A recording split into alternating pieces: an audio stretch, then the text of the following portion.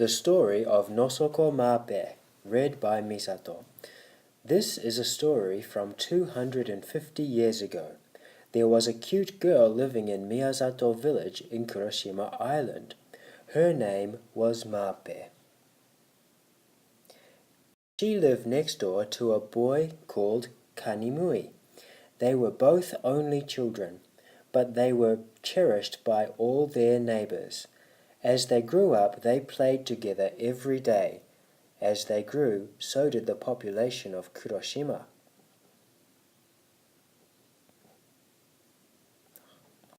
By the time they were old enough to help their parents, Kuroshima had become overcrowded. Mape had become a beautiful young lady, Yayama Miyarabi. And Kanimui became a strong and handsome young man. They got on very well together and spent most of their time together. In Kuroshima Island, they used to have a harvest festival every summer. Kanimui was chosen as the uni for his village when he was 15 years old. The uni has a very important role in the festival's boat races, and everyone was very proud of him.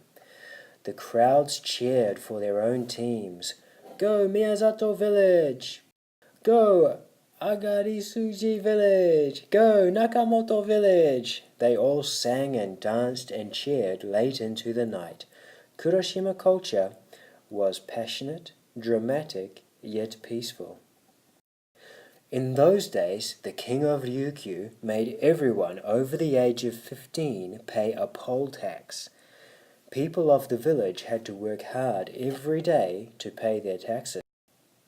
But their farms were very small and they could not earn enough to pay their taxes.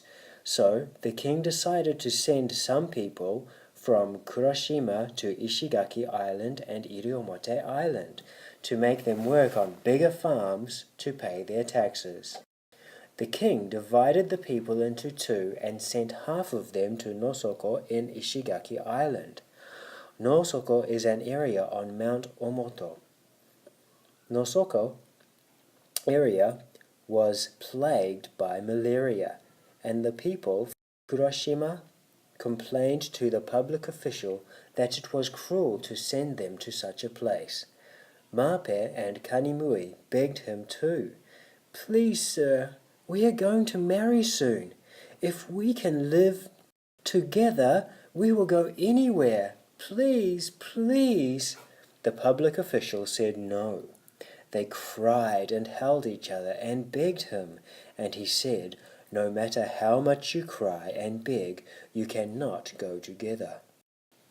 They were separated heartlessly. Mape was forced to live and work in Nosoko, but she could not get Kanimui out of her mind. She spent her time in tears. After many years had passed, the villagers had worked hard and built farms and villages that could finally pay their taxes. They wanted to start having festivals again, to celebrate and sing and dance and make their village as passionate and dramatic as their old villages back in Kuroshima. So they started celebrating and singing and dancing, and everyone enjoyed themselves. But Mape was nowhere to be seen. A village elder noticed and asked everyone where she was. They searched around, bewildered, but could not find her. She was climbing towards the top of the mountain. She wanted to see Kuroshima Island. She wanted to see where Kanimui still lived. It was difficult and dangerous to climb to the top of Nosoko Mountain, but she so wanted to see her old homeland where her boyfriend still lived. She struggled all the way up the mountain. Then, when she reached the top and looked south, all she could see was Mount Omoto. She could not see Kuroshima Island. She could not see her homeland and the place of her dear boyfriend. She cried and prayed, "Oh God, please let me see Kanimui one more time." At that moment her necklace was scattered to the sky, and her body was turned to cold stone in an instant. Since then, people have called this mountain Nosoko Mape. They planted a pine tree there to remember her and called the tree Tonohara Pine Tree. To this day, when people from Kuroshima to Ishigaki plant a pine tree, they express their thanks to Mape. The pine tree seems to say, Mape, please think of this as your Tonohara.